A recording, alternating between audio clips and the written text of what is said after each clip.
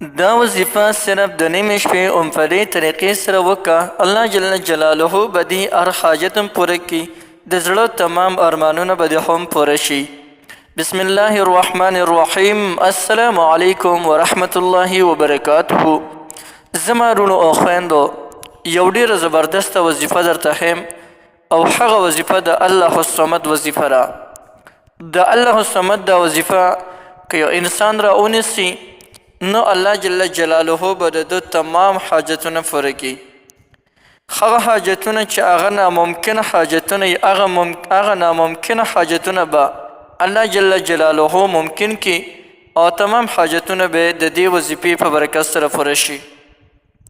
الله الصمد داسې پرتاثیر وظیفه ده چې چا هم دا وظیفه کړې ده نو هغوی د دې فیوزاتو نه مستفید شوي دي او ډیره لویه فایده هغوی ته ورکړې ده.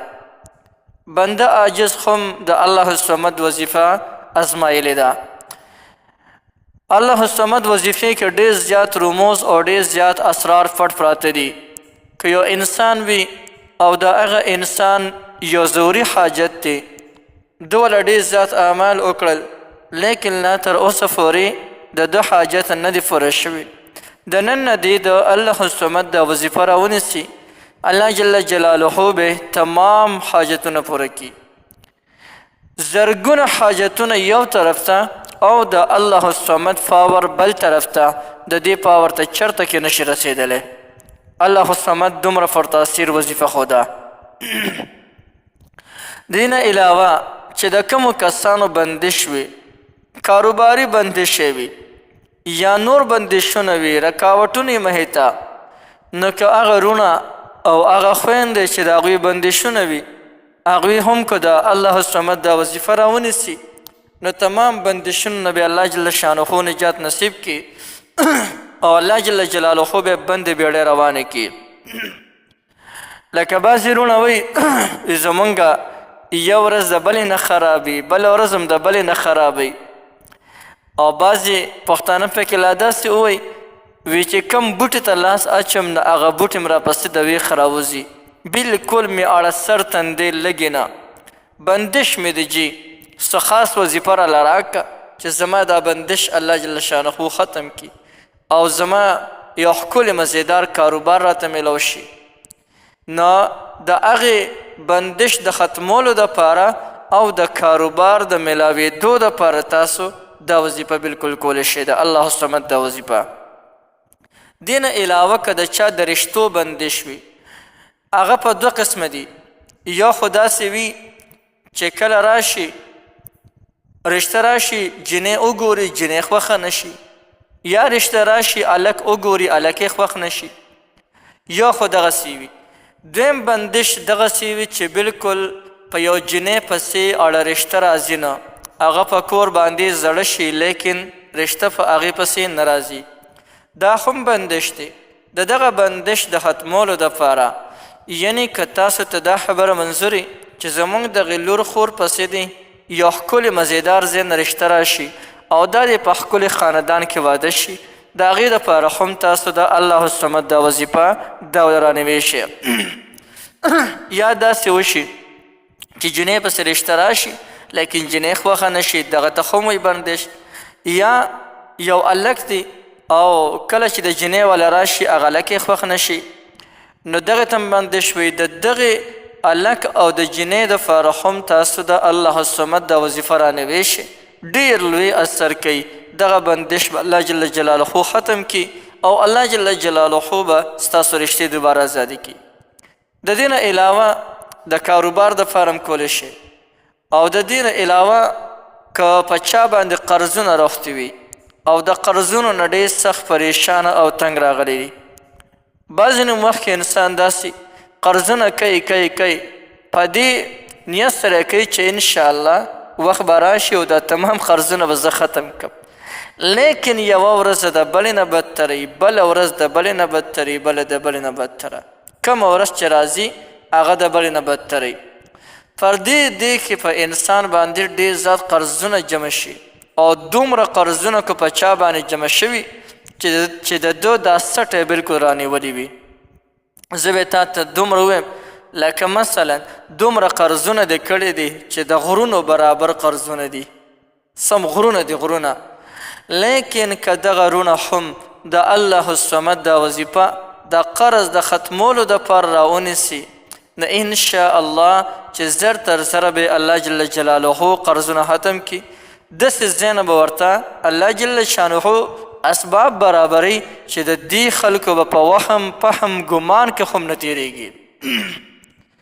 د دې نه علاوه د چا چې روزي لنډه تنګوي، لکه نن سبا د دې ګرانۍ پرې دور کې د رزق پریشانی د هر یو کور سره ده، هر یو کور د دې سره مخامخ شوی دی. زمونږ روزۍ لنډې تنګې دي. که یو انسان د رزق بندش هغه وي د چا په کور کې، د هغې دپاره هم داسې کولی شي. کله کله داسې وشي چې د کور افراد ډیر وي، خلک په کور کې ډیرې او آمدني کور ته لږه راځي، په دې وجه باندې هر چا ته په وافر مقدار کې روزي نه رسي. او بعضې کسان داسې وي چې کله خوراک وکړي نو هغوی وي داسې پاسېدو چې نه اوږي یو نه ماړه یو. نو دغه رونه او دغه خویندې چې د هغوی روزي لنډه تنګوي، که هغوی دا وظیفه دننه شروع وکړي نو انشاء الله چې الله جل جلاله به روزي ډېره زیاته پراخه کړي. تر دې پورې چې د هر قسم حاجت چې د ستاسو په زړه باندې وي او د هغې حاجت دپاره تاسو د الله الصمد دا وظیفه راونیوه، نو الله جل جلاله به د هغه حاجت په همغه وخت کې هغه به درله پوره کوي. نو دا وظیفه چې درته په څنګه طریقې سره هم په دې طریقې سره وکړې، ډېر لوی اثرات به یې کې انشاء الله. او د دې نه علاوه یو انسان دی دغه کویدن شوی ده، خو لیکن د واده وسې نه کېږي، غریب دی، نو که د هغې دپاره هم دا وظیفه راونیسي نو الله جل جلاله به ورته اسباب برابر کړي او واده به زر تر زره وشي. تر دې پورې زه به تا ته کم قسمونه یادوم. د هر چا حاجتونه مختلف وي، نو چې د چا هر قسم حاجت وي، د هغې حاجت دپاره هو چې کله یو انسان د الله الصمد دا وظیفه رونیسي نو رب العالمین به د دې انسان دغه تمام حاجتونه پوره کړي. نو راځي دا وظیفه درته ښیم او د دې وظیفې کولو طریقه هم درته ښیم چې څنګه به یې کوې او په کومه طریقې سره به کوې. دا وظیفه د الله الصمد وظیفه ده.